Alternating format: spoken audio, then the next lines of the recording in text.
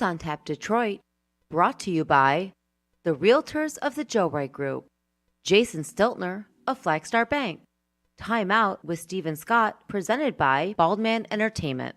Buckle the fuck up. It's time to play the game. They are who we thought they were, and we let them off the hook. Time to play the game. You can't let that shit happen. You play to win the game.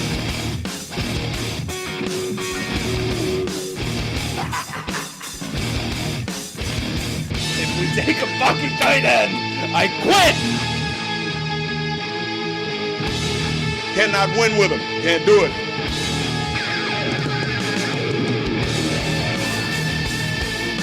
Time to play the game. Welcome to Sports on Tap Game Day. I'm Chris Scott alongside Joe Waddell. Frank Gigotta is off this week. Feel better, Frank? Yeah, feel better, bud. I was a little behind. I was a little behind on the news. I was sitting here talking about somebody sitting in your seat in a little bit. Yes. Special guest we'll have on. Special guest. And I'm sitting here, and all of a sudden I go, wait, where's Frank? Where's Frank at? Oh, wait a Where's minute. Frank? He's not here. So, Yeah, feel better, buddy. Hopefully Yeah. that it's quicker than, you know. yeah. So, anyways, let's recap week one in the NFL. Like crazy week one, where I feel like nothing went to plan.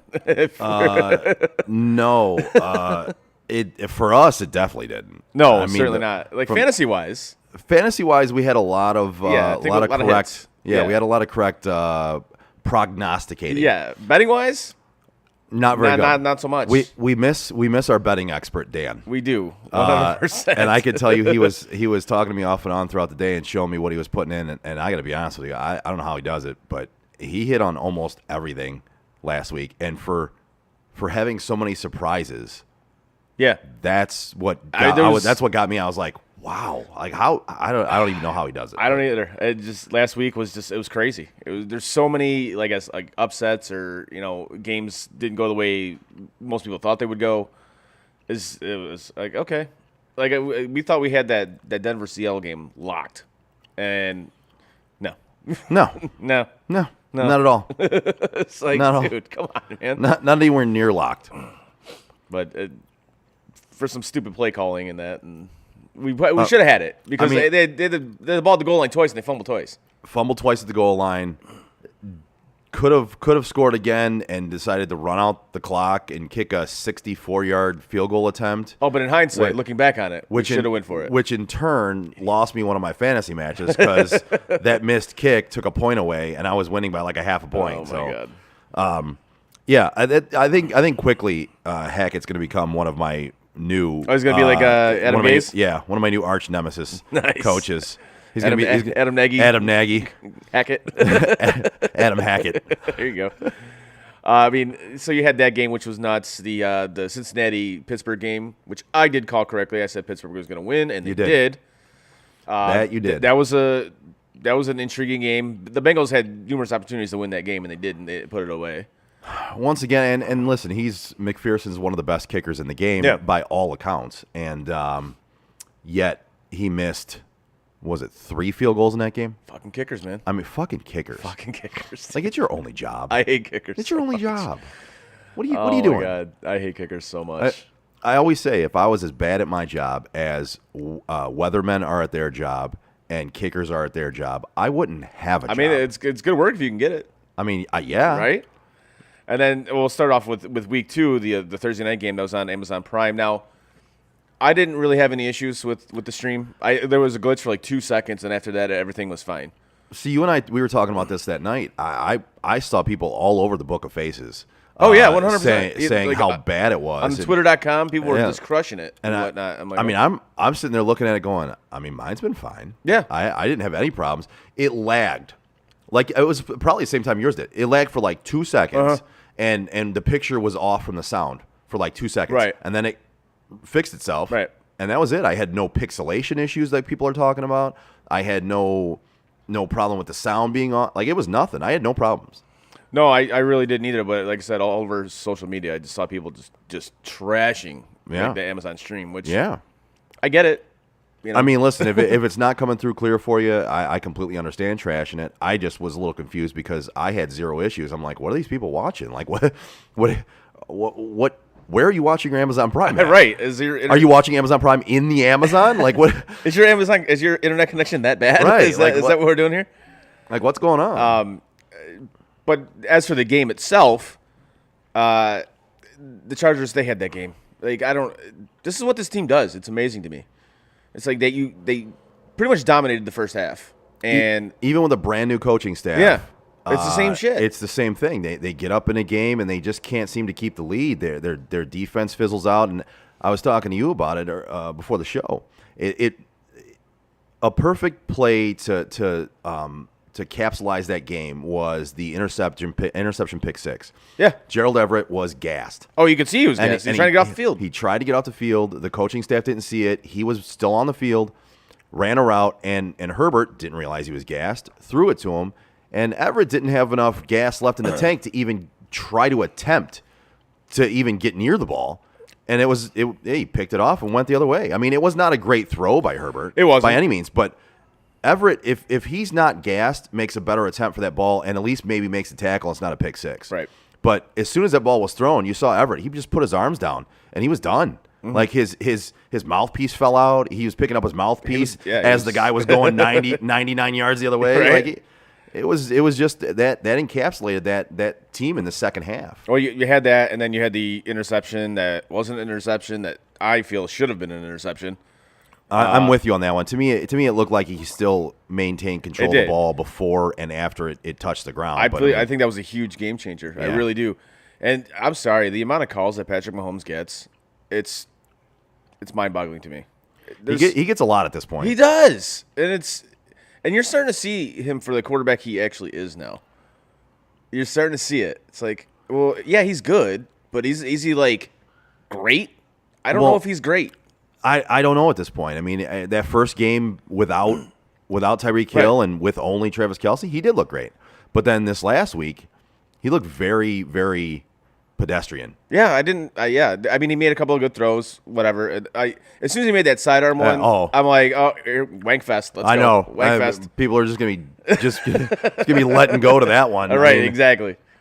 But as I said, I don't know if he's a great quarterback. He's good, yes. Absolutely, I'll give it. I mean, I'll even give him. He's very, very good. Fair. I mean, he's one of the top passers in the league. But when it comes down to it, I think this last game you saw he needs some weapons. If you have Juju and you have Valdez-Scantling, if you have all the offcasts from the outcasts from other teams, Right. like if you can't escalate them, Yeah.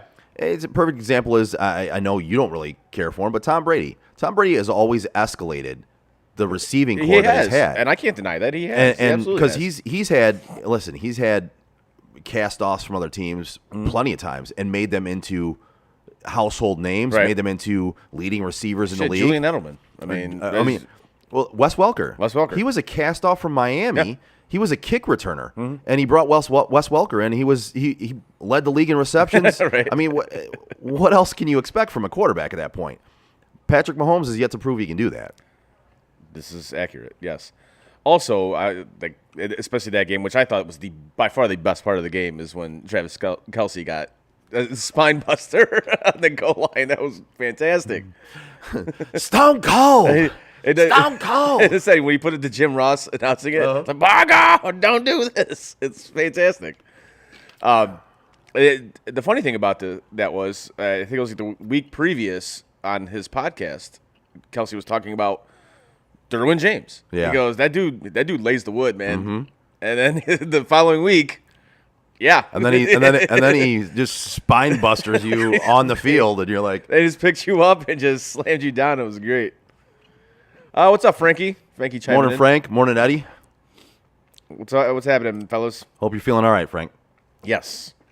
I don't know if you tuned in for the beginning of the show, but I was a little late on the news. I didn't read the group text yesterday, and I was talking about a special guest sitting in your seat in a little bit, and all of a sudden I go, wait, if that person's gonna be sitting in your seat in a little bit, where the fuck is Frank? Where's Frank at? All right. Shall we get into week 2 matchups? Yeah, let's do it. Let's do that. All right, we are going to start off with the Miami Dolphins taking on the Baltimore Ravens.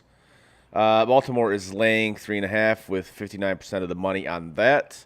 The over/under is at 44.5. It's fairly even on the money. 53% of the people are taking the over, and 66% of the money is on Baltimore at minus 190 on the money line. I wouldn't touch this game. That's just me. Yeah, to me, this seems like a little bit of a trap game. I like Miami in this game if I had to choose. Mm-hmm. I might sprinkle a little bit on Miami money line because I think they have a shot at winning this game. But I'm not necessarily like itching to bet anything in this game. Nope. Truthfully, Nope. This is where I wish I had that betting advice from Dan. Right? Truthfully, he hit so many in the first week. But yeah, this is if I had to choose in this game, I would take Miami money line. Just sprinkle a little bit on it because I do think they have a shot to win this game. I'm with you on that one. If I did touch this game, that's exactly what I would go with is Miami on the money line. But other than that, I don't really like anything. In this game. It's worth it at that point because if you actually feel they do have a shot to win this game, which I do, it's plus 160 that way. Yeah. I'll take that over the plus 3.5 points at minus 110. Yep. Because if I personally think if Miami's going to be in this game, they definitely have a shot to win it. Oh, absolutely. So I might as well Yeah. sprinkle it on the plus 160 For sure. Absolutely. What do you got fantasy wise? Let's see, fantasy wise in this game,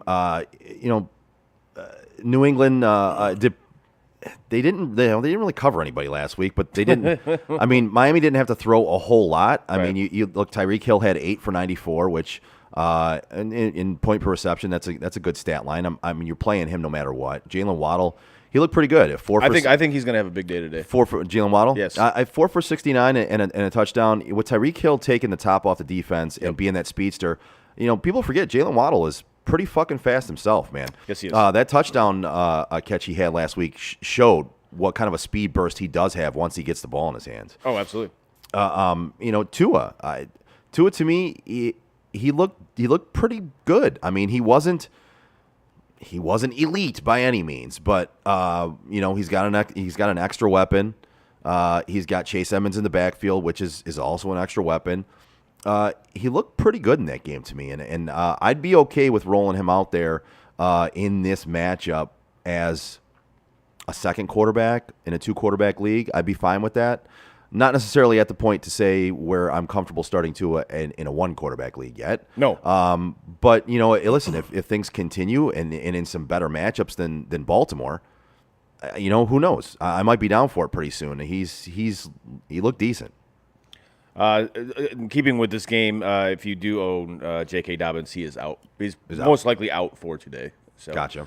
On the Baltimore side of the ball, I mean, obviously you got to start Lamar. That's just you have to. That's a no-brainer. That's a no-brainer. Other than that, and for the Baltimore side, I don't know. Listen, if I have Rashad Bateman, I'm probably playing him. Devin Duvernay was surprising. I mean, he didn't have many targets. I think he only had 4 targets, but it turned into 2 touchdowns. So with Rashad Bateman taking coverage and Mark Andrews taking coverage, maybe Duvernay is a crapshoot play here. Not a bad one. I don't like any of that backfield though. I don't either. Kenyon Drake and Mike Davis and I'm out. I'm out on all that until J.K. Dobbins comes back. I'm out on that backfield completely.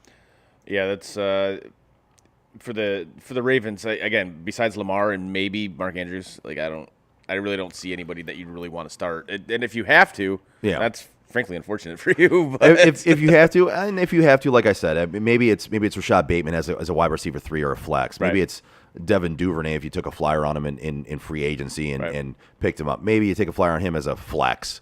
But other than that, I don't see much on that side of the ball to really get me going. Exactly. Next up, we got the New York Jets traveling to Cleveland to take on your Browns. Cleveland is laying 6.5 in this game with 55% of the money on that. The over-under is at 39.5 with 67% of the money on the under. And 83% of the money is on Cleveland, minus 265 on the money line. What say you, Joe? Is your team? Well, listen, Cleveland won the game last week, but they didn't necessarily look great. Yeah. I mean, the run game looked great, and they basically ran the clock out. I mean, that was what they did. I mean, Last week, Carolina only got 50 offensive snaps. So that means, the defense was that means the defense was on the field a lot, and Yeah. they were having to battle the run, which is very good for Cleveland. That offensive line is good. That run game is good. They've got Nick Chubb. They've got Kareem Hunt. I think they're going to look to do the same thing in this game. That's pretty much going to be their game plan until Deshaun Watson's back. Oh, right? absolutely. Run the ball. We talked about it last week. It's going to be the same this week. They're going to run the ball, and then if they get stopped, they're going to run the ball again. Pretty much. And that's, Jacoby Brissett's going to be asked to do very minimal work. And against the New York Jet defense, I think they're going to they're going to be able to run the ball. Oh, absolutely. They're going to control the clock. I don't necessarily see this being a high-scoring game.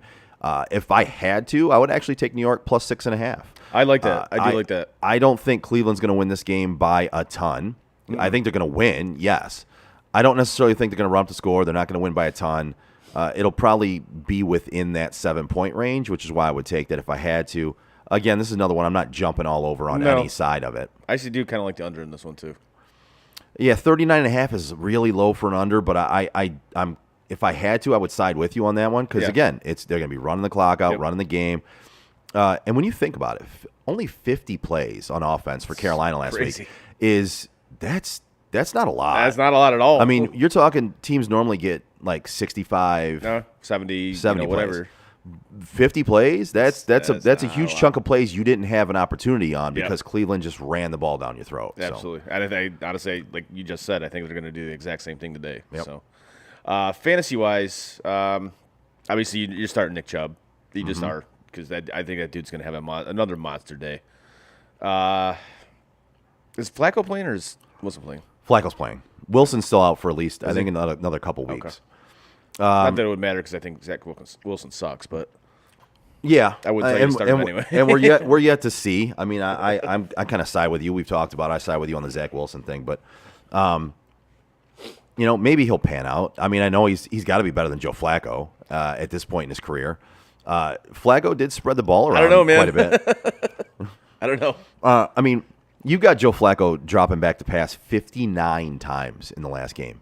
Really? 59 times. 59 pass attempts. So, I mean, That's a bit much. yeah, I mean, he had a 72% pass rate in neutral game scripts, which was the third highest. I just don't necessarily like anything on that offense. I think this is going to be a low-scoring game. We talked about it. It's going to be a run game. I do kind of like Michael Carter in this game. He proved to be the number one back in that backfield. He had, 7 receptions. So when everyone was talking about Breece Hall being the guy there, we discussed it, and We did. Neither one of us thought that was going to happen, at least at the beginning of the year. Yep. Now, by the end of the year, who knows? Because by other people's accounts, Breece Hall is the better athlete. But to start the season, it's exactly like we talked about, and I specifically said, Michael Carter was drafted by this exact same coaching staff last year. He's still the guy. He didn't do anything to lose that job. They drafted Breece Hall as an extra weapon, not to take Michael Carter's job. And as you could see in the first game, I think it was about a 60-40 split in plays, I believe. Right. Michael Carter still got that job, and Breece Hall will mix in. But I do like Michael Carter in this game, especially getting seven catches. That's in PPR. That's big. That's 7 points just right off the rip. Yeah, that's definitely something. And then, like you said, Nick Chubb and Kareem Hunt in this game. I'm playing them all day, every day. Oh, absolutely. If I drafted Amari Cooper, which I did not in any of my leagues, I didn't draft him in any fucking. I'm in 6 leagues and a bunch of best ball leagues. Yeah, I didn't draft him in 1. Wow. Okay, if you drafted Amari Cooper to be your wide receiver 3. If you drafted him to be your 2, you're fucked. If you drafted him to be your 3, you're almost equally as fucked. I'm panicking if I drafted Amari Cooper, at least until Deshaun Watson gets back. Right. Like you might There's as a well. reason why the Cowboys let him go. You might as well just put him on your bench. Yeah, there's a reason why. Yeah. I mean, he's not going to do anything. Yeah. I don't see him doing. He might have one game where he kind of looks like, all right, he had a big game here. Kind of like that Sammy Watkins game. Right. Like every year. He has Yeah. like one game where he just goes off. Like last year, Amari Cooper, the first game, he had 13 catches, a ton of yards. I think he had 2 touchdowns, and then after that, it was like, I've done enough. So right. So I'm panicking a lot if I have Amari Cooper on my squad. Got it. Yeah, I'm with you. Again, that's the reason why the Cowboys let him go. So, anyways, next up we have the Washington Redskins taking on the Detroit Lions. This game is basically a pick'em now. I love it. With the Lions actually laying 1. 53% of the money is on that. 67% of the money is on the over at 48.5, and 57% of the money is even money on the money line. So, with the Washington. What do you got on this one? I don't want to watch anything. I don't want to watch any of it. But, God. Honestly, I think the Lions are going to win. I do. Wow. I think the Lions are going to win. I'm all over Washington in this Fair game. enough. Well, like I told Frank in the group chat, I go, if I picked the Lions to win, They're gonna lose. no, bet huge on Washington. Right. Yep. If I pick Washington to win, bet huge on Detroit. Like that's just the way it works. Yeah, I mean, I look at this game. I think Washington's offense will be able to take it to the Lions.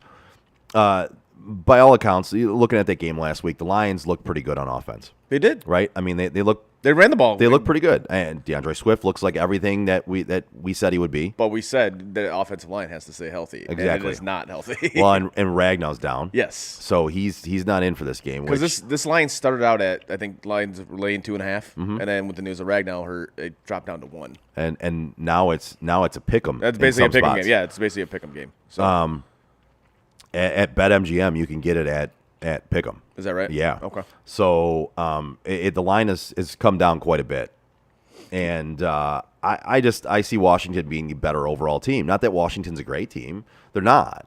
But like we talked about, as much as you might hate Carson Wentz, he's still an upgrade. He had a good week last week. He had a hell of a week. He did. Still threw a couple picks, but again, that's kind of his MO. I mean, he does that, but he still had a hell of a game. He's got weapons on that team, man. If you look at it, like they're very underrated weapons too. Like Terry McLaurin didn't have a good game really. No. But you look at Jahan Dotson, the rookie, had 2 touchdowns. Yep. And Curtis Samuel had 11 targets plus 4 rushes.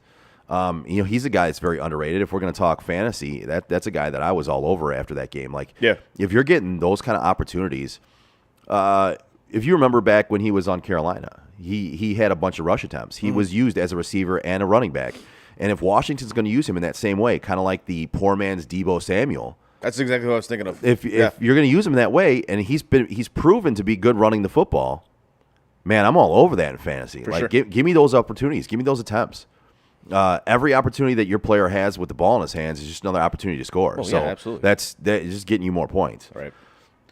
But Carson Wentz has weapons on this team. Antonio Gibson, as much as people wanted to say he was done, he's not done.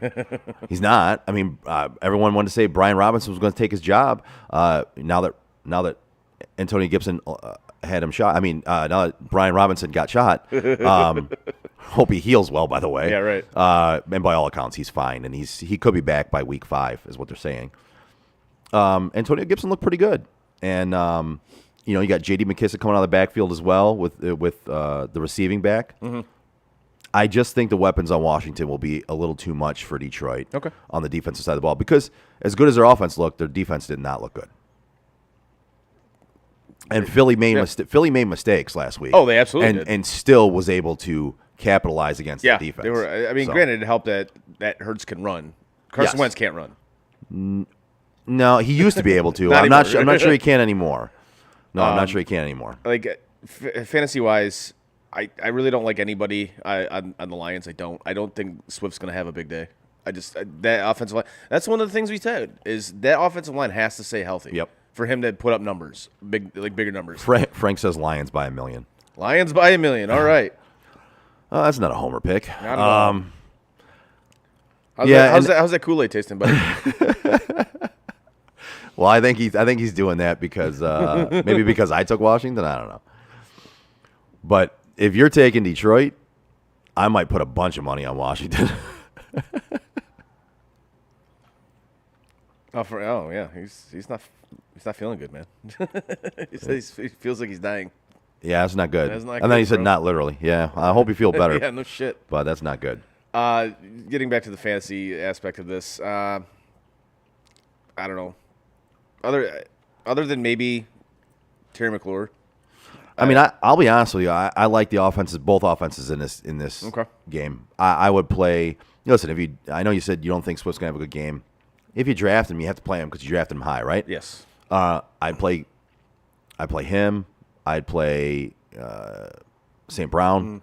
Garbage time, baby. Yeah, I mean, listen, maybe Jared Goff in a 2-quarterback league, but on the other side of the ball, I'm playing Carson Wentz probably if I have him. Maybe if you're a guy who lost Dak Prescott and you needed a quarterback, you picked up Carson Wentz off the waiver wire. Like, I'm okay playing him in this game. Like, Yeah. I feel comfortable in this game.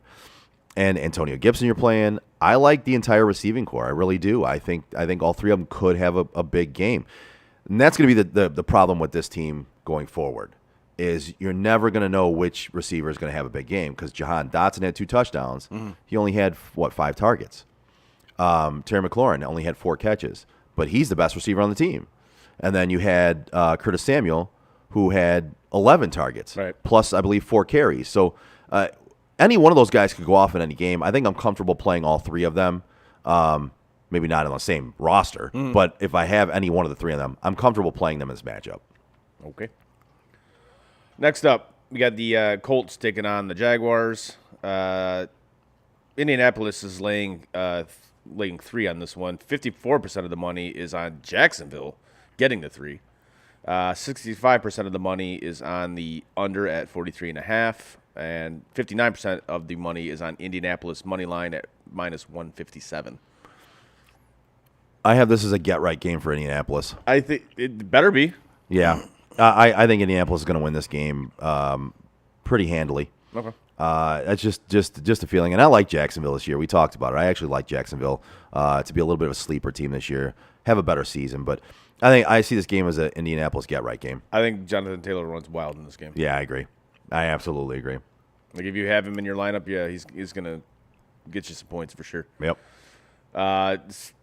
As for the betting aspect of this, I love Indianapolis at -3. I do. Yeah. I love it. Absolutely, I would hammer that. Yeah, I'm with you there. I'm all over that one. And Indianapolis is a little bit against it, though. Michael Pittman is out. He was ruled Yeah, I out saw that. yesterday. Yep. He had a hamstring injury in practice this week, which never bodes well. When a player's put on the injury report halfway through the week, It's you're like not that's good. not good. Nope. Alec Pierce is out with a concussion. I like Paris Campbell in this game as a sleeper pick. I really like if you pick him up, put him in your flex spot, put him in your wide receiver 3. I like him in this game. It's the war of attrition at this point, right? It is. I mean, you've got Pittman out, you've got Pierce out. Who's going to get the football? Paris Campbell's the guy. He's the guy. I mean, he was last week. He was the one that was the clear number 2 to Michael Pittman. Yeah. And I think he could have a very big game here as the number 1. Especially if Jacksonville's going to have to stop the run. They're going to have to Right. load up that box. Right. But I'm with you, though. I love Jonathan Taylor in this game. Yep. For the whole season, I love the kid. yeah. But, what comes down to this game, I think he's going to have to be the workhorse because, again, they're missing a couple receivers. Yep. I don't think they want to, throw the ball a ton when you're missing that many wideouts or Right. missing that many pieces on your passing game. But I think they're going to kind of do what Cleveland's going to do. They're just going to just run the ball, Yep. the ball, and run the ball some more. also, Naheem Hines is a sleeper pick in this game for me because with a couple receivers out, Paris Campbell's your guy, but Naheem Hines is a receiving back, and they put him out at the slot a lot. I think he could have a decent game in this one as well. Yes. As for Jacksonville side of the ball, It's a tough one, man. I'm a big believer in Trevor Lawrence and that offense this year. It just did not look good in week 1. So I think for me, I've got to see it play out in week 2 before I necessarily put him in there. I'm comfortable with that. In a 2-quarterback league, if you have him as your second quarterback, you might have to play him. Mm-hmm. And at that point in time, you're hoping for a little more rushing than what he did, and just hoping he can get right with this Peterson offense. Other than that, I listen. Christian Kirk, what was 6 for 117 on 12 targets. So I mean, he only caught half his targets, but I mean that's 6 for 117 in a PPR league. I'm taking that all day. Oh, every day. absolutely, 100%. So But what think that says to me is that the quarterback who's throwing him is not necessarily getting them where they need to be. He's not getting the ball to him. Right. Like he should be. So I mean, I think I'm comfortable playing him. And that might be all. I mean, maybe a flyer shot on Zay Jones because he didn't look too bad. Maybe in a flex spot or if you're playing him in DFS. But other than that, I don't necessarily like much on that offense. Got it. All right, we're moving on to the Tampa Bay Buccaneers taking on the New Orleans Saints. Tampa Bay is laying 2.5 with 52% of the money on that one. 68% of the money is on the over at 43.5. And money line is 50-50. Tampa Bay is laying minus 136, and New Orleans is plus 115 on the money line. Yeah, give me New Orleans all day. Yeah, I'm with you on that one. Absolutely. I think New Orleans is gonna. I don't know. It doesn't necessarily know if they're gonna like blow them out or anything like that, but I do think New Orleans is gonna win this game. I do too. I'm with you there. I think that Tampa Bay team did not look very, very good. No. I think. Listen, that offensive line problem is exactly what we said. It's it was a thing. Be. It's a problem. It's a thing. And they just lost somebody else as well. Yep. So, Tom Brady is back there having to get rid of the ball within like a second. Yep. Or else he's getting hit, and he looks a little rusty too. I mean, maybe missing that time for plastic surgery. I mean, vacation. Maybe that has something to do with it. But he didn't look very good. That offense didn't necessarily look very good. Other than the only guy that did look good is the one guy we talk shit about, and Leonard Fournette, who came into camp at the size of a lineman. Yes. And yet he's the one that looked good. He's the only one that looked good, really. You know that stadium's going to be loud as hell, too. Yep. And New Orleans always gives Tampa a hard time. New Orleans has kind of always given Tom Brady a hard time. Yep. No, I agree with you. Even when he was in New England. So I do like New Orleans in this game. I'll take the money line. I'll also take them plus the 2.5 just to give me a little extra buffer there as well. Right. No, I absolutely agree with you on the betting aspect of this. As for the fantasy aspect of this, obviously you're starting Kamara. You're starting. Honestly, I would start James in this. I think so. Kamara's one you got to look into. So he's got that rib injury that we talked about last week, and I don't know. He's on the pessimistic side of 50-50. Is that right? Let's put it that way, because he didn't practice Thursday or Friday, so he might not play. If he doesn't play, I like Mark Ingram in this game. Yeah. But more than that, I like Taysom Hill. Because you saw last week, Taysom Hill ran a lot. When Kamara was hurt with that rib injury, Taysom Hill got a lot of rushing attempts and got a touchdown, get 80 yards rushing. If Kamara's out, I think you know what? Yeah, looking into it right now. Yeah, I don't think he's going to play. I don't think he is either. Like I said, he's definitely on the pessimistic side of 50-50. Yeah. If you miss Thursday and Friday, you're not looking very good to play. It's very rare that so they might be taking precautionary measures with him and just saying, hey, we'll sit him out. He's got a rib injury. Let's just sit him out and let him get healthy. We got a long season ahead of us. Right. But I do like Taysom Hill as a flyer in this one if Kamara is out. And then Mark Ingram, listen, if you put him in there, put it in a flex and see what you can get out of it. I mean, if Kamara's out, he's gonna get goal line work probably. He's going to get some of the main work. Taysom Hill's going to mix in. Taysom Hill is just more of a dynamic runner, though. And they scheme some things for him to get him some big chunk yardage in the run game. So I do like that play. Yeah, I would say it's like once they use Taysom Hill the way he's supposed to be used instead of like playing quarterback. Right, exactly. It's like exactly. Right. Well, and last week Leonard Fournette averaged a little over 6 yards per carry. Yeah, which is fucking awesome. And they're going against the Saints defense that surrendered 22 for 120 and a touchdown to Corduroy Patterson. Corduroy Patterson, that's right. And last week I just want to say about Corduroy before we go on. He wasn't even going to be the main back. Damian Williams came out and started that game. Mm-hmm. They intended for him to be the main back, and he got hurt. And then Corduroy came out and just did what he always does and what he proves everybody. He's proven everybody wrong that he can't do it. Yeah. 22 for 120 and touchdown, man. I mean, that's and against the Saints defense that is supposed to be pretty good against the run. So, I mean, was it a fluke or are the Saints actually good against the run? And that was, I mean, I don't know. Are they bad against the run now? I think we're going to find out today because, I mean, yeah, we are. You're going to get a healthy dose of Leonard Fournette. Yes, you are. And when he had over 6 yards of carry last week, we'll see. We'll see what you can do against that. But I do like New Orleans this game at home. I think they're going to, again, they didn't look good last week against Atlanta. Nope. But they came out with the win. But I think this might be a tough game for Tampa. And I think New Orleans at home, that stadium's going to be loud as hell. Oh, yeah. I like them in this game. No, I'm with you on that. And like I said, with the fantasy aspect of this, I mean, obviously you're starting Brady. You just are. I honestly think that Winston's going to have a big game. I do. I do like Winston in this game. I think that defense can be had on some deep routes. Yeah. And He's going to be eating those W's. yeah. He's such a weird dude. He is, man. But yeah, you have Tom, Jameis Winston. Take a flyer on him. I like him if you have him. I mean, if he's your number one, I feel bad for your team. But Yeah, if he's your number two guy, yeah, okay. But if he's if you got two guys, if you waited on quarterback, you got two guys you're trying to decide between, and it's between him and another guy. I'm going Jameis. Like I'm going Jameis over Matt Ryan. I'm going Jameis over Tua.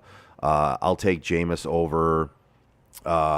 Let's see, who else? I'll take Jameis over Justin Fields this week. Even though Justin Fields gives you that rushing aspect. Trey Lance. I actually take Trey Lance this week. Really? I'm high on Trey Lance this week against that Seattle defense. We'll get to that one, but yeah, I'm high on Trey Lance this week. Maybe I shouldn't be. Maybe I'm just going to the well too many times for this kid. But I don't want to say this is like. I mean, obviously we'll get to the game shortly. But yeah, like just for right now, I feel like this is almost like a make or break week for him. It could be. It could be. His back is kind of against the wall on this one. Yeah. But I'm taking Jameis over quite a few of the lower end quarterbacks. Like pretty much the only guys I'm not taking him over are like the top 12, 13 maybe, like Carson Wentz, Kirk Cousins, Tom Brady, Russell Wilson, like those guys. Right. And there's other guys that eventually I might take him over, like guys like Aaron Rodgers who doesn't have any weapons anymore. Like I'm still ranking Aaron Rodgers higher right now, but maybe Jameis Winston with his weapons and with that offense, maybe he jumps up above him. Maybe he'll jump above Trey Lance after this week. We'll see. But Winston is moving up my list, and there's a few guys moving down. All right. Next up, we got in a non-sexy game, Carolina taking on the New York Giants. This is basically a pick-em, kind of like the Lions Redskins game. The Giants are laying one with 53% of the money, however, is on Carolina getting the one. 73% of the money is on the under at 43.5, and 53% of the money is on the money line. So I don't want anything to do with this fucking game at all. I really don't. No. Like honestly, they shouldn't even show this game on television. You can't get me to really care about this game. I hate to say it, you really can't. I don't give two craps about this game. Nope. Even with my boy Baker playing for Carolina, I want to see him do well, but I don't really want to watch the game to see it. I just want to see some highlights later. I want to see that he played well. So we got Red Zone, baby. Yeah, exactly. Yeah. Exactly. Which I probably won't be watching much of today anyway, but I have a day planned with the Munchkin. Yes, you do. But it's a game I'm not interested in watching. I'm not interested in putting any money on. I don't really want much to do with this game, even on fantasy-wise either. I mean, listen, if you're relying on Baker Mayfield or Daniel Jones, I'm sorry. If you have Daniel Jones, that's probably not good. I mean, not saying they can't have decent weeks, but, I mean, if that's what you're relying on, I feel bad for you. I mean, I think Saquon's going to have a decent day. I think Saquon – I want to touch on that one. Saquon's back. Good. He looked fucking good last week. Just hope he can stay healthy. Exactly. But his burst. Yeah, oh yeah. Like he had that burst back from his rookie season, man. He looked really good, and that was nice to see. I enjoyed watching that. What was he? He had 18 for 164 and a touchdown. Yeah. I mean that's a hell of a stat line. And then he was also catching passes out of the backfield. You got to play him. He looks like he's back. He looks like he's everything that he was supposed to be. He's just got to stay healthy.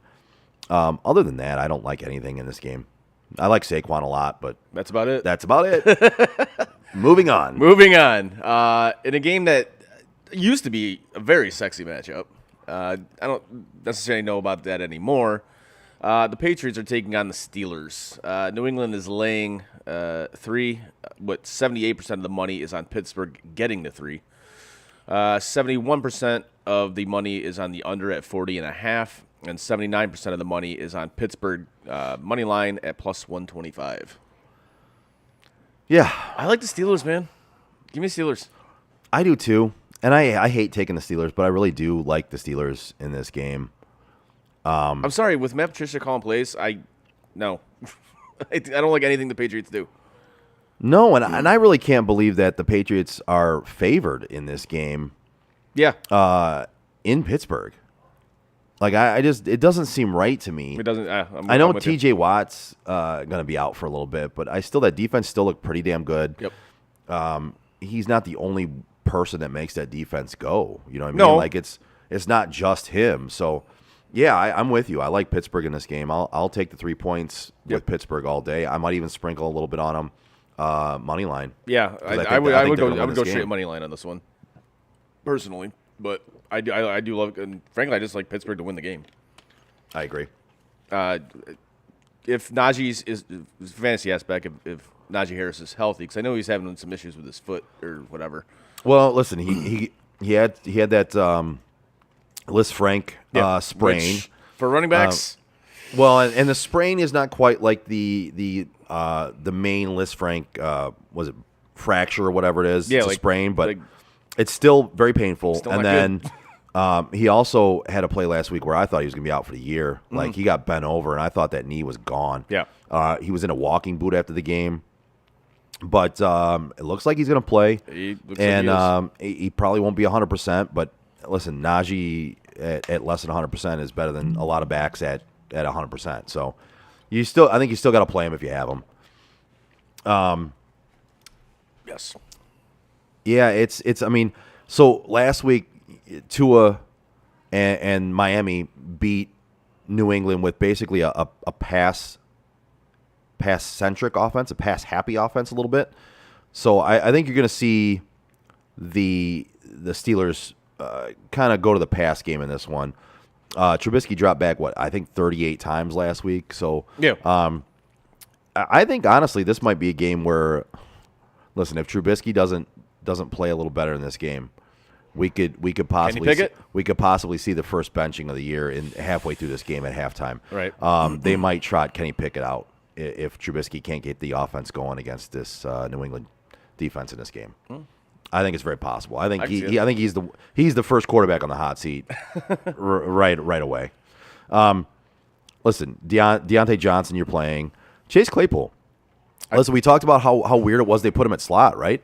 Yeah. I'm not a Claypool fan, but they put him at the slot.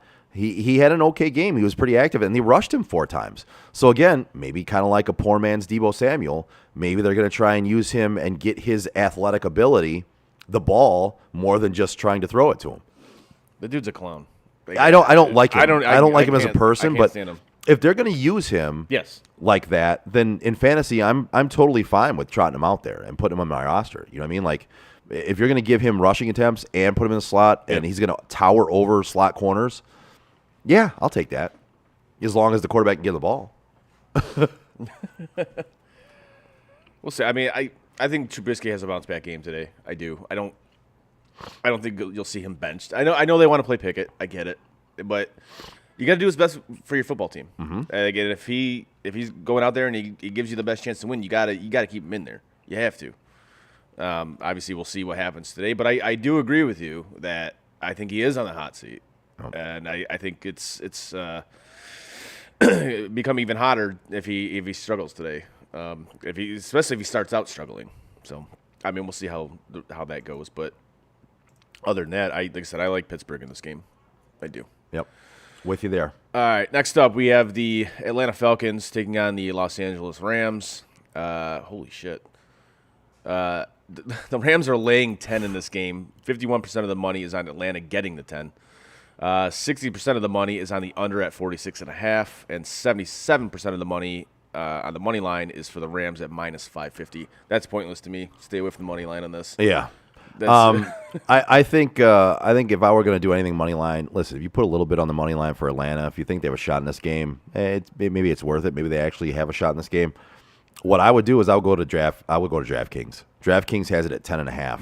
Is that right? Yeah. Okay. I would take Atlanta 10.5 because listen, you get that extra half a point. If the Rams win by 10, you still win if you're on the Atlanta side of this. Right. At an even 10, I'm not necessarily taking this anywhere, but I wouldn't mind sprinkling a little bit on Atlanta with 10.5. That's a lot. I don't think Los Angeles looked that great last week, and I think Chris, you're right. I think that elbow injury for Matt Stafford is legit. Yes. I think it's going to be a thing all year. He just didn't look right. He didn't. He definitely could. He still can't get the ball downfield. You saw it. He only threw the ball downfield twice, Right. maybe 3 times. There's something going on with that elbow. Something's not stirring the Kool-Aid there. And despite them all saying, "Oh yeah, everything's fine. We're great." Blah blah blah. Well, and just to let you know, this started out as a 13-point spread. It's been bet down. Wow. So a lot of people, a lot of the betting community is on Atlanta in this one, which brings that line down to 10.5 right now. Okay. So I mean, I'm going to side with some of the better bettors Yes.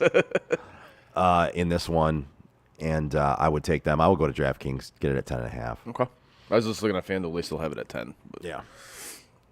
But in this game, I mean, obviously you're playing Cooper Kupp. If you have Matt Stafford, you have to play him. I'd just be a little worried at this point. Yes. There is cause for concern. You should start Cam Akers too.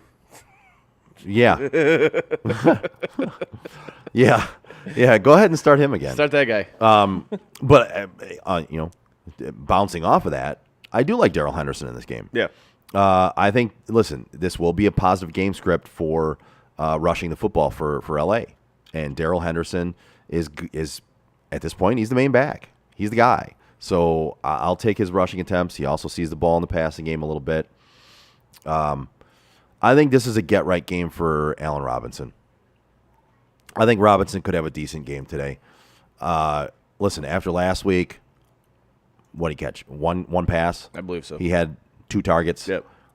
Matt Stafford got called racist. Because he's black. I know. It's bad. Matt Stafford has to start throwing to his black receivers. Yeah, right. But when it comes It's so fucking stupid. But when it comes down to it, I mean, I think this is going to be a get-right game for Allen Robinson. Yeah. Hey, listen, everyone's kind of bailed off of Allen Robinson at this point because they're so scared that's going to be what's going to be every week. And it's not. It's not going to be that every week. And I would put Allen Robinson in a bunch of my DFS lineups this week because nobody's going to put him in their lineups. You're going to be contrarian if you put him in your lineup, which means if he scores, you don't want to have the same guys as everybody else, because you're not going to beat them then. If you spend down at an Allen Robinson and he has a decent game, which I think he will, then you get more bang for your buck as far as spending on DFS.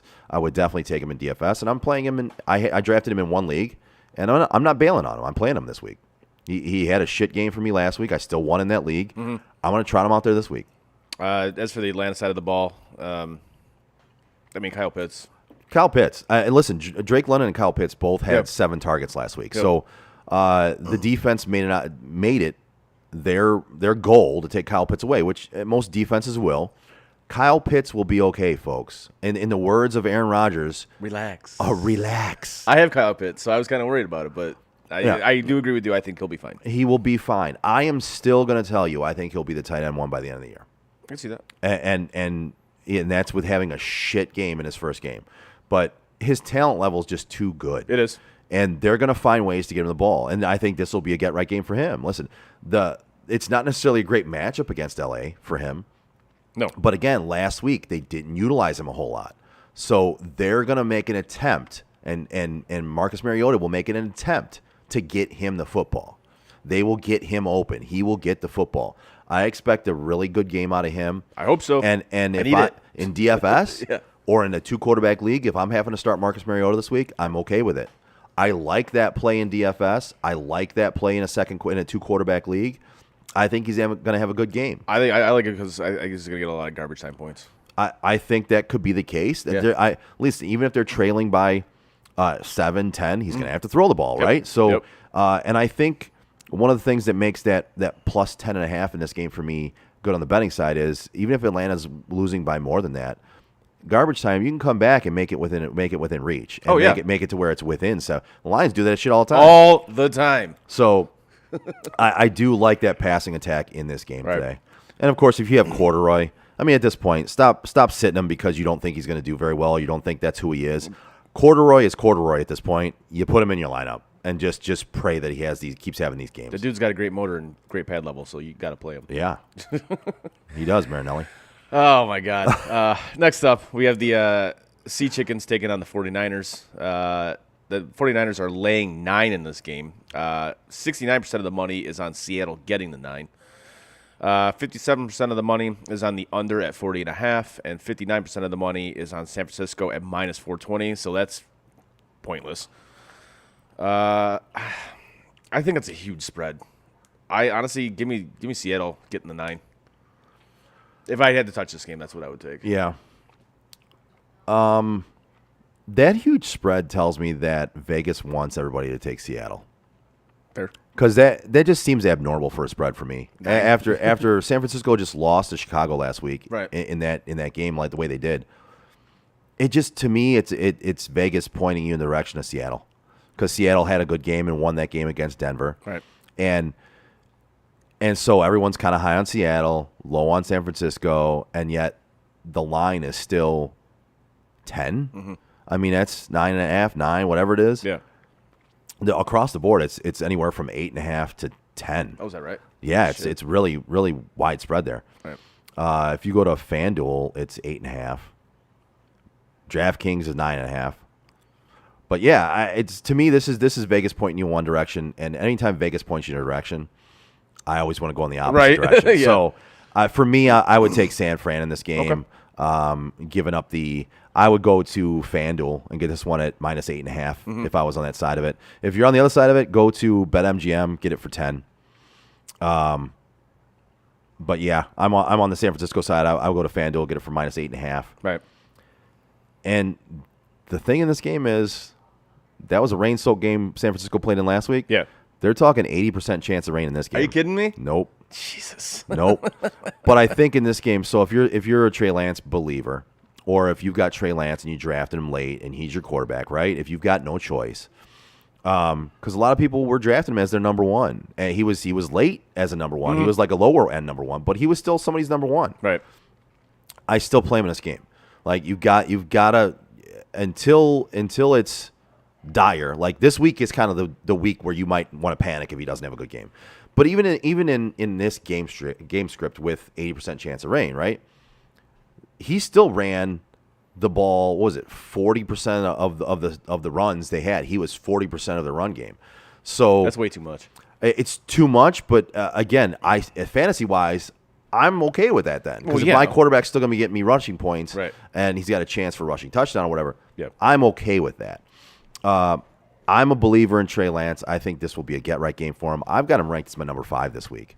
I think even in a rainy game, he will have worked on it. He'll listen. He worked on it last week, right? Like he was in it. Yeah. He struggled a little bit. I think they will have kind of made some attempt to get him through that this week. I think he's going to be better suited to play in that kind of environment this week. He played in it last week. Well, not to mention also, like, obviously it's going to rain, but that field is dog shit. Yeah. The field they play on is dog shit. So, Yeah. I mean, if you want to factor that into how you set your fantasy lineup, obviously, because like you said, you have Trey Lance high. And obviously, you're going to start Debo. Yep. I'm starting Jeff Wilson as well. Yeah. Because I see a rushing game script in this one. Yep. And again, I'm high on Trey Lance. Even with a rushing game script, that still bodes well for him, folks. Don't bag on me for that. I'm not saying he's going to be getting a ton of pass attempts and have 300 passing yards and 3 touchdowns. Right. But even in a rushing game script, Trey Lance will get you points. Mm-hmm. As for the Seattle side of the ball, I wouldn't count on Geno Smith having the game he did last week against Denver. I just put that right out of your mind. Yep. I don't see that happening at all. Nope. Listen, the sun shines on a dog's ass some days. It does, man. And it shined on Geno Smith last week. It week. did. Like, he was hyped that game. Like, the whole crowd had him going. I get it. But, yeah, if you think he's going to repeat that performance today against San Francisco, especially with bad weather, yeah, that's not going to happen. Not going to happen. Nope, I'm with you there. I don't necessarily like anybody. If you have DK Metcalf, you have to play him. Yes. You have to. And like I said, last year with Geno Smith, he did get the majority of the targets. He was kind of spotlighted by Geno last year. Yep. But I'm not necessarily happy if I have to play DK. No, I don't want to play him. I literally don't have a choice. And I'm not happy if I drafted him at this point, because even in a positive game script, even in a game script where Geno was on his game last week, DK didn't have a great week. He did not.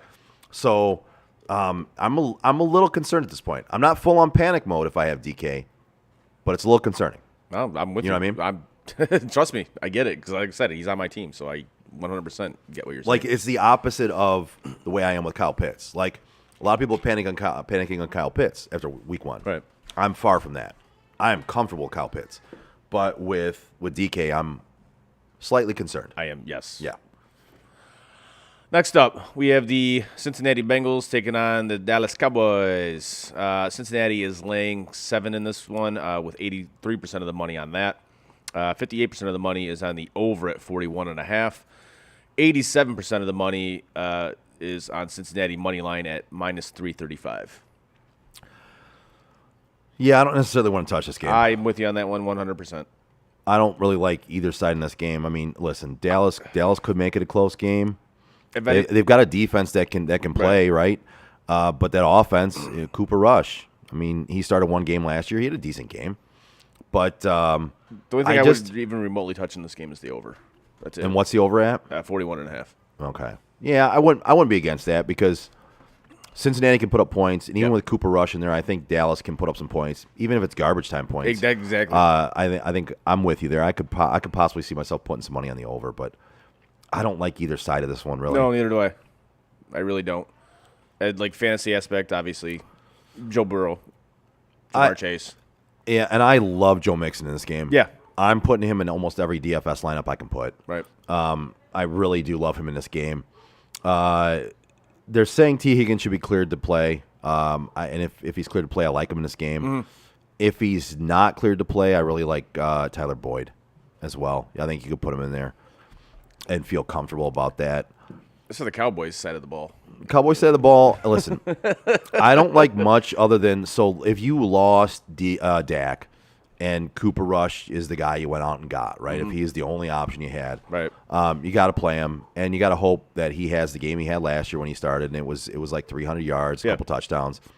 I think garbage time points count in fantasy. Yes, they You know do. what I mean, like they count the same as any other points. That's how you win championships, baby. So it's you got to count on that. And other than, like, listen, I think if you have Zeke, they might lean on him a little more. They got that big contract. They're gonna try and lean on him.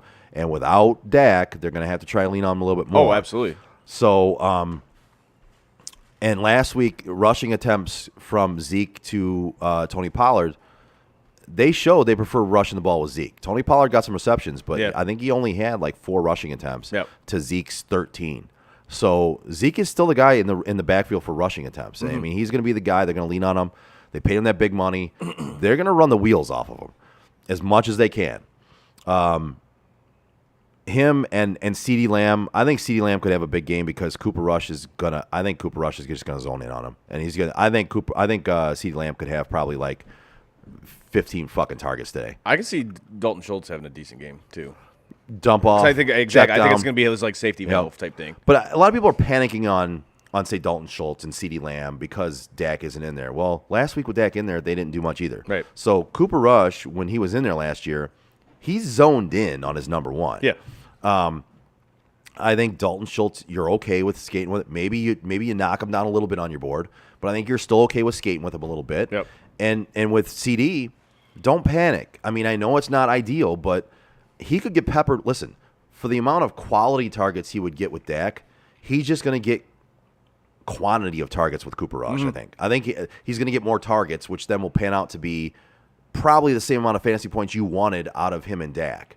Right? So it's going to be quantity of target. He might get 15 fucking targets today, which could turn into 7 catches for, like 80. 125 Yes, even like that, if it's 7 catches for 80 yards and a touchdown, Right. I'm okay with that. So with Cooper Rush in there, it's not quality, it's quantity. Right. Next up, we have Houston taking on Denver. Denver is laying 10 in this game. 56% of the money is on Houston getting the 10. 66% of the money is on the under at 45.5, and 76% of the money is on Denver money line at minus 480. I don't like either side of this ball. I love the over. Yeah, I would go with the over on this Listen, one. Houston can score points. Let's ride, baby. Denver's going to score points. Let's ride. Like I think this could be an offensive output in this game. I don't necessarily like. I mean, 10 points is a lot. So maybe if I had to choose, I would choose Houston with the 10. But I'm not taking either side. I'm taking the over because I think both teams can score points. Yeah, Joe, I'm actually with you on this one. Davis Mills. I mean, that dude is. You keep expecting him to be just like fall off the face of the earth. Like, all right, he's a flash in the pan, whatever. Mm-hmm. But is this dude actually like a legitimately good quarterback? Mm-hmm.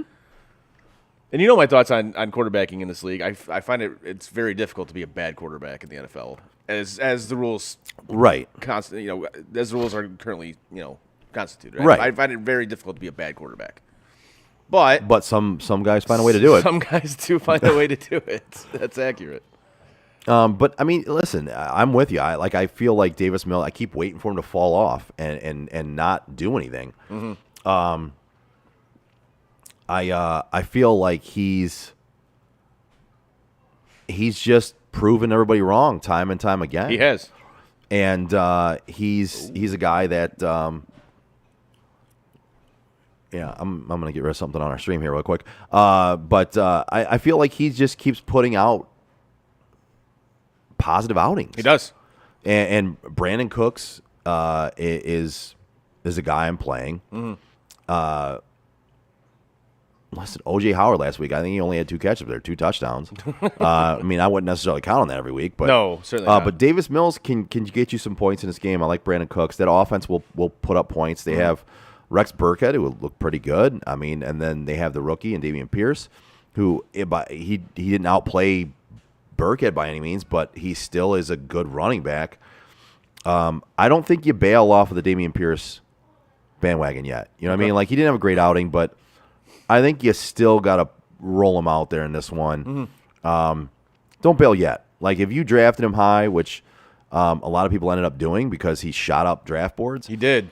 You still got to put him out there. And listen, if he was drafted where he should have been drafted, you'd be happy with the output he put out last week, and you'd be comfortable with it, and you'd trot him out there again. But because you drafted him so high, you're like, fuck this. I can't get. I got to get more. I got to get more points out of that draft spot. No, put him out there again. Put him in your lineup. I think he's going to be all right. And then on the other side of the ball, I kind of like everybody in this one. I mean, obviously Russell Wilson. Cortland Sutton and Jerry Jeudy both look good at times last week. That offense, it looked a little inept. I'm hoping they get that turned around. But both those guys are good receivers. Russell Wilson is a good quarterback. He's a nut job in real life, but he's a good quarterback on the field. And then Javonte Williams and Melvin Gordon in what proves to be a positive game script for them. I like both of them in this game. Mm-hmm. I like sprinkling Melvin Gordon into my DFS lineups this week because if they're up a lot, Javonte might not be the one that's in there. They might put Melvin in there because Javante's kind of their guy. They kind of showed that last week. Melvin might get more run, and he might get a touchdown here, maybe 80 yards, some extra run. I mean, I like him this week in a positive game script for that run game. No, actually, everything you just said, I agree with you 100%. Before we move on to the next game, Alvin Kamara is officially out today. Yep. As is Julio Jones. Oh, okay. So if you have those two in your lineups, plan accordingly. Yeah, adjust your lineups accordingly. Next up, we have the Arizona Cardinals taking on the Frank's Las Vegas Raiders. 60% of the money is on Arizona getting 5.5. 58% of the money is on the over at 51.5, and 58% of the money is on the Raiders money line at minus 225. I do like the over in this one. I do. Yeah. Yeah. I do. I think both teams are going to sling it around a little bit. And I think there's going to be a lot of points put up in this game.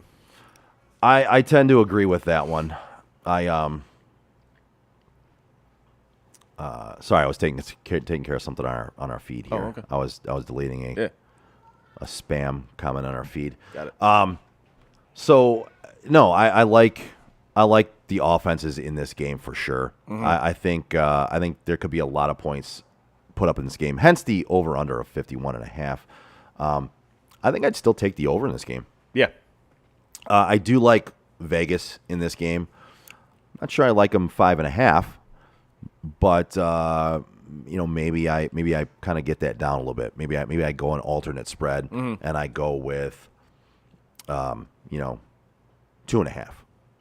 Comfortable with a 3-point win here. I do like them to win though. The Raiders? Yeah. Yeah, I do as well. I'm sorry, man. I think Arizona's a total fraud. Yeah, and I think it's kind of being proven that Kingsbury is not as good of a head coach as people thought he was. He was touted as like this next coming of Jesus Christ. The next Sean McVay, the next this guy, and he's kind of been a dud, man. Yeah, like he doesn't make the right decisions at times. He always thinks he's smarter than everybody else, and yet he always fails miserably. Yeah. Like it's last year with Rondell Moore. Rondell Moore is a good athlete, but the way they used it, the first 2 weeks, he looked like he was going to be awesome. Mm-hmm. And then after that, they used him on these gimmicky end arounds and all this bullshit, and just on screen routes, on wide receiver screen routes. And he had more yards in his first 2 games than he had the entire rest of the season. Like, you think you're smarter than everybody, but you're not. You're not at all. A lot of these coaches think they're that. Think they're the smartest guy And in listen, the room. some of them are, but there's a lot of them that aren't. Yes. And this guy's fucking one that isn't. Fantasy wise, I mean, with Vegas, honestly, I think Hunter Renfrow is going to have a big day today. I do. I think dude's going to have a monster day today. I think he's going to get like 2 tutties. Hey, listen, if it's a get right game for him, he could. I'll be honest with you. I'm on the opposite side of this. I'm a little worried if I drafted Hunter Renfrow. Really? Same as I'm a little worried if I drafted Adam Thielen. I think both those guys are on the same level at this point. Mm-hmm. Last year, Hunter Renfrow relied a lot on quantity, right? So he had a lot of receptions, which adds up in point per reception leagues. Devontae Adams is there now. And listen, Derek Carr, he's going to Devontae Adams. Well, yeah. I mean, Devontae Adams had a 46% target share. 46%. That's a lot. That's insane. Now that isn't gonna be the same every week. No. That's a lot. Especially once they start rolling coverage over. Right. Toward him. But Devontae Adams is one of those guys that he just finds a way to get open, He man. does. Like even when you roll coverage to him, he's smart enough to get in those zones and to get in the open field. He's just fucking good, man. Yep. And I'm a little, I'm not full on panic mode yet. I'm not I'm not hitting the panic button Right, yet. right. But I'm a little concerned about Hunter Renfrow. Right. Could he have some good games? Yes. I'm just a little concerned that you will. I think this will be one of them. This could be one of them. This, I hope for your sake it is. I hope for Hunter Renfrow owners it is. I'm a little concerned because, listen, even if he has those good games, it's going to be hard pressed for you to really decide which those good games are. Right. And you're going to have to take the bad games along with it. And sometimes that's a little rough to absorb and actually win your fantasy matchups, you know? Right. I like Derek Carr. I like Derek Carr in this game. I like Derek Carr for the season. I got him ranked as my 8th quarterback this week. I think he's going to be good all year, and I like him in this matchup. So trot him out there, great, and feel great about it. Devontae Adams, listen, you're fucking playing him. And Yeah. I'm putting him in a lot. I'm spending up on him in DFS. Yeah.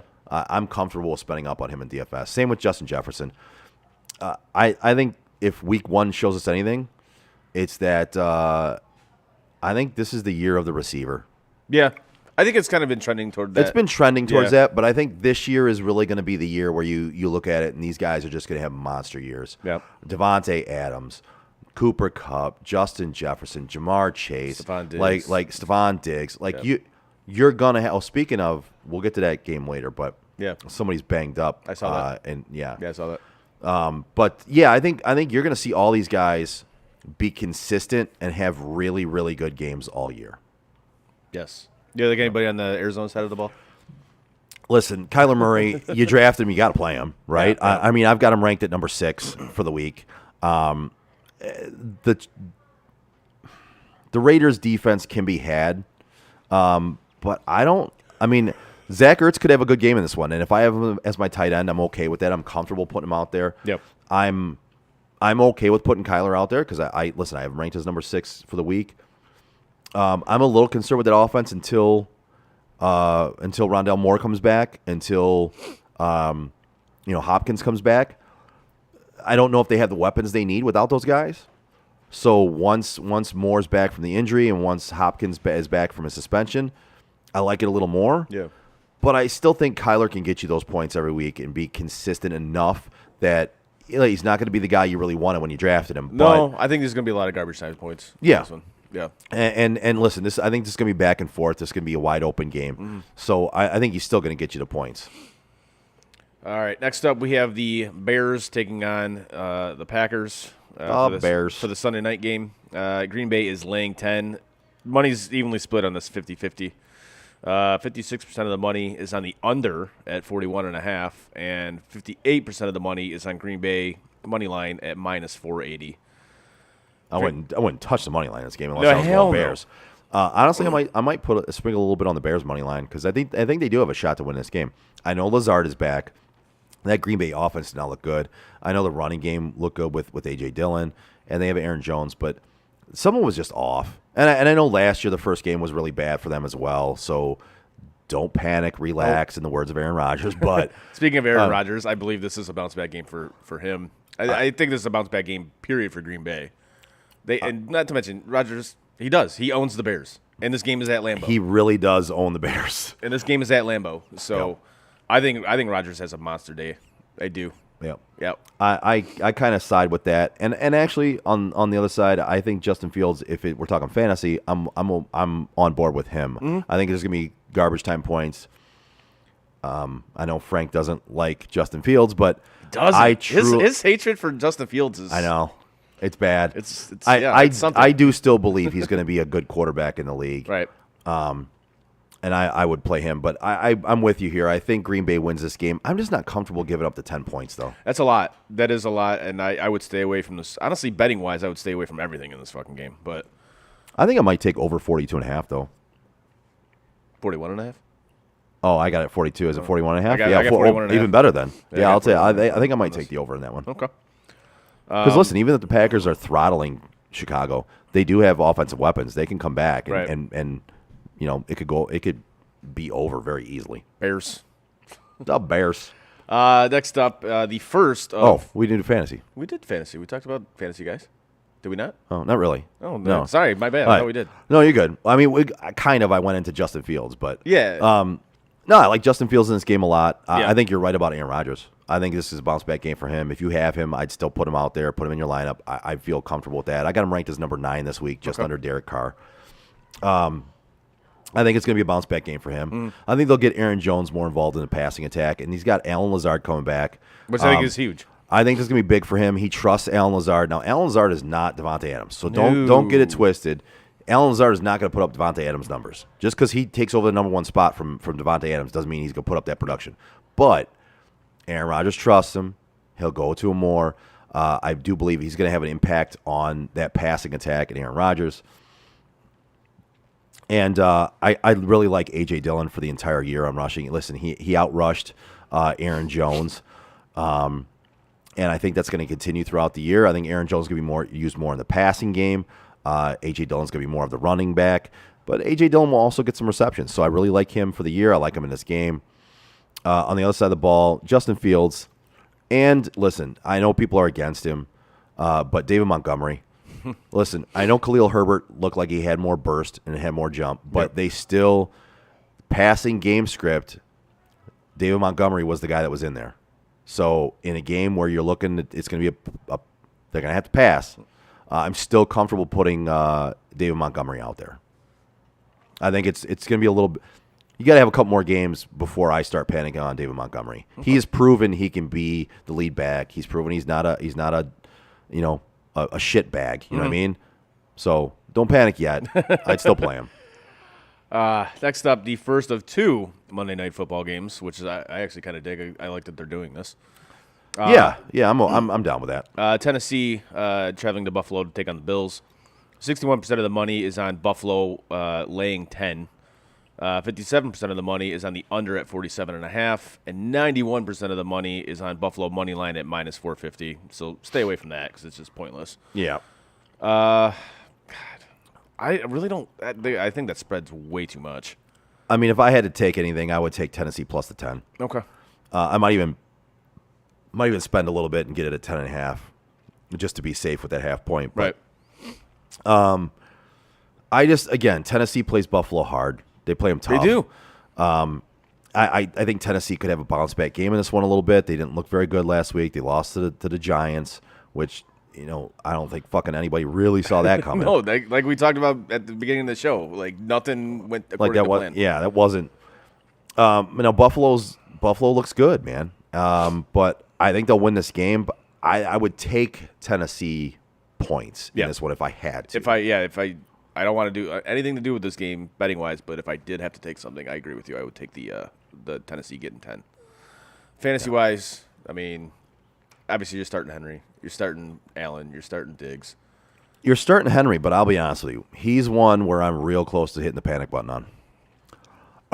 That's why I didn't keep him. Listen, that's it's not a good situation there. I mean, you saw how much they're going to miss A.J. Brown.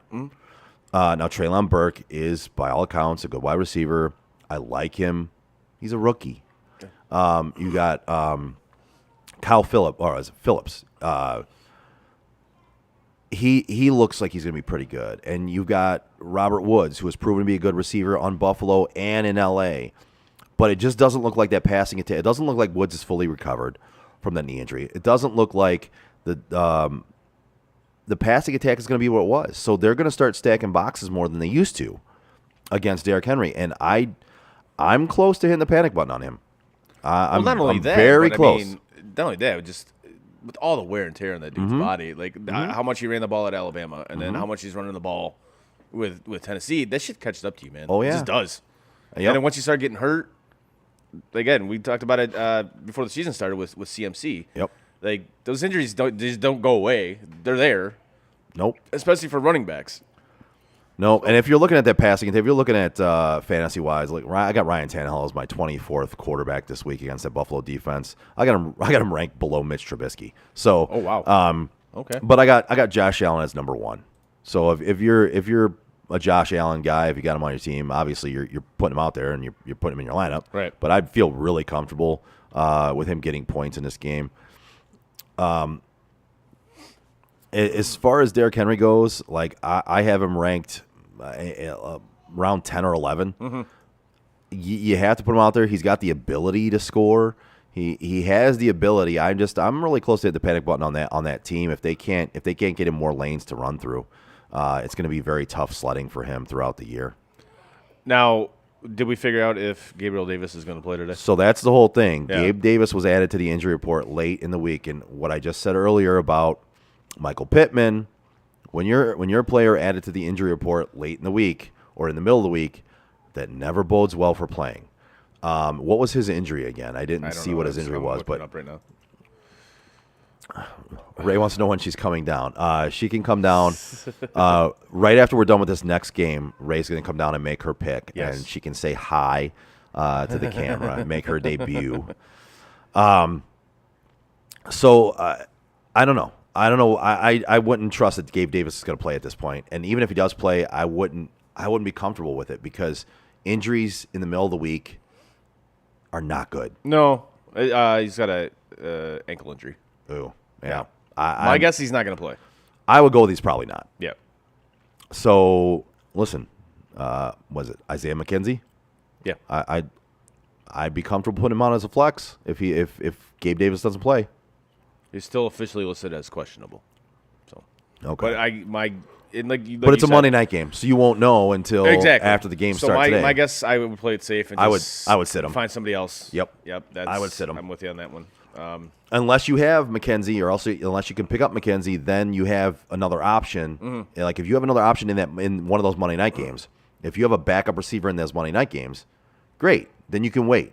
But if your other options are on Sunday, you cannot wait, and you have to play a guy other than him. Right. Be safe. All right. The last game of the week. I love this. I can't wait to watch this game. Minnesota traveling to Philadelphia to take on the Eagles. God, I love both these offenses so much. I really do. I'm such a fan of both these offenses. Yeah. Give me game script, game wise. Let's talk about betting first. Obviously, Yes. I just can't wait to talk about both these offenses. But what do you look at betting wise in this game? 59% of the money is on Minnesota getting 2.5. 68% of the money is on the over at 50.5, and 63% of the money is with Minnesota at plus 116. Love the over in this one. Yes. Love the over in this one.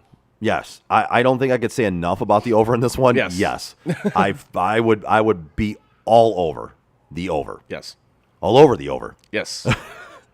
If I had to take a team in this one, I think I'd lean towards Minnesota getting 2.5. But I really love Philadelphia for the year, and I think they kind of sputtered a little bit last week. I don't think they're going to continue to do that. So I'm not going to take anything on either side of this game unless I get a text from Dan that tells me to. And if you get that text, send it through, man. If I get Send that it my text, way. if I get the text, I'll send it to you. But yeah, I don't necessarily feel comfortable taking either side in this one. I do love the over with you. I'm with you on that one. Yep. And I'm just going to enjoy watching this game. I think it's gonna be a good game. I think it's going to be a really fun game to watch. Yep. No, I'm with you on that one. I think it's good. I think there's going to be a lot of points scored. And a lot of your fantasy guys in this matchup, I think are going to do some things for you this week. So. Yeah. So if we're looking at fantasy side of it, I have Jalen Hurts as my second-ranked quarterback for the week. Wow. I have him under Josh Allen, but over Joe Burrow, over Lamar Jackson, over Trey Lance, over Kyler Murray. I have Kirk Cousins ranked at 12. Yeah. I think he's going to have a good game, but obviously he doesn't add the rushing ability that guys like Jalen Hurts, Kyler Murray, Trey Lance, Lamar Jackson, Josh Allen do. I still think he's going to have a damn good week. If you're looking at the running backs in this game, so I've got Dalvin Cook ranked at 11 on my list, and then I don't necessarily love the running game for Philadelphia in this game because Minnesota can stack against the run. They can. They're good against the run, Yep. but I think if you're going to lean any direction, so like Miles Sanders had 15 touches last week, 105 yards, TD. But you look at it, Hurts had a rushing touchdown, Gainwell had a rushing touchdown, Scott had a rushing touchdown. I actually lean towards Gainwell in this game. I think it's going to be a rushing. I think it's going to be a passing game script. They have proven that Gainwell is their passing down back for the most part. I think Gainwell has a very good game here. If you have Miles Sanders, listen, I have him ranked at 32. Not very good. And Gainwell, I have him down a little bit more than that, but I think Gainwell can outplay his ranking for me, whereas Miles Sanders might just be right at his ranking. I would lean towards Gainwell maybe getting more play in this game on that side of the ball for the running game. Right. Receiving wise, listen, Justin Jefferson, I got him ranked at number 3 for me for the week. Last week I had him ranked. Who? Yeah, exactly. That's last week when he was playing against Green Bay. They were like, "Wait, who should we cover? Who?" Yeah, right. Exactly. And yet they never covered. They never covered him. They didn't. They just didn't cover him. So I've got Jefferson ranked 3 this week, right under Cooper Kupp and Devontae Adams. Yeah. I got him above Jamar Chase, above Stephon Diggs, above Deebo Samuel. But I've got A.J. Brown at number 8, and I think he's going to have another big game. I'm not so much going to panic on Devontae Smith, guys. Like he had goose eggs last week. I get it. I fucking get it. Okudah locked him up, man. Yeah, I mean Okudah just shut him down. But a lot of that was, listen, before on the show last week on Game Day, I told you guys, Philadelphia is going to show off their new toy. And that's exactly what the fuck they did. Yep. Now, Devontae Smith will still have good games. He's going to get targets. He's not going to lay up goose eggs every week. Now, will he be A.J. Brown? Nope. No. But where you drafted him and what you expected out of him, Yep. you're going to get that. You didn't get it last week, and it sucks. Believe me, I have him in one league. He gave me a fucking goose egg. It sucked. But I'm not panicking on him yet. I'm still going to play him. I think you can still expect what you would have expected out of him Yep. going forward. Goddard, I like Goddard. Listen, he's got the talent. For the most part, though, over the year, the main guy to have on this squad is going to be A.J. Brown. Yep. He's the guy. He's the alpha on that receiving core. Other guys will have decent games, though. Don't panic. Agreed. And that's going to be a fun game to watch. It is. bro. I'm very cannot much wait. looking forward to that, especially with 2 games on Monday night. That's going to be great. Going on at the same time. Beautiful. Yeah, and actually, I'm going to be spending Monday night packing for my trip next week. That's so right, yes. I'm going to have that on the TVs in the house. Yeah. And I'm going to be packing and watching those games and just enjoying the shit out of it. So Nice. That's what I'm going to be doing. Do you want to text Allison, let her know to bring Yes, Ray on down, yes. and she can tell us which one of these teams she thinks is going to win over here? Is it all 3? Is it 2? Is it 1? And she just wants to say hi to Grandma Yes. we got the camera. We got our guest picker. We got our guest picker. Let's go. Hi, baby. Hi. Don't forget. You want to come give me a hug first? Okay. Hi. I love you. You want to go sit in your seat? Go over there? Okay.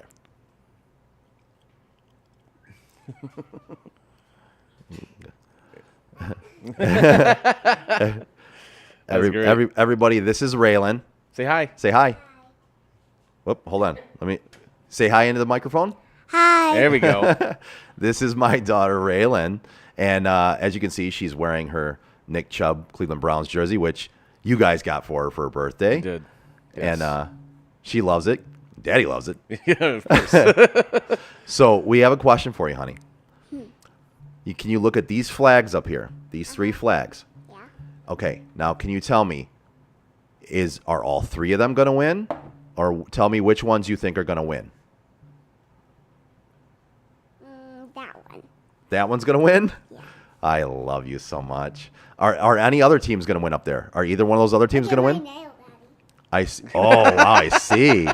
I see. Are either one of those teams going to win up there? Or the other teams? Are they going to win? No. All right. No?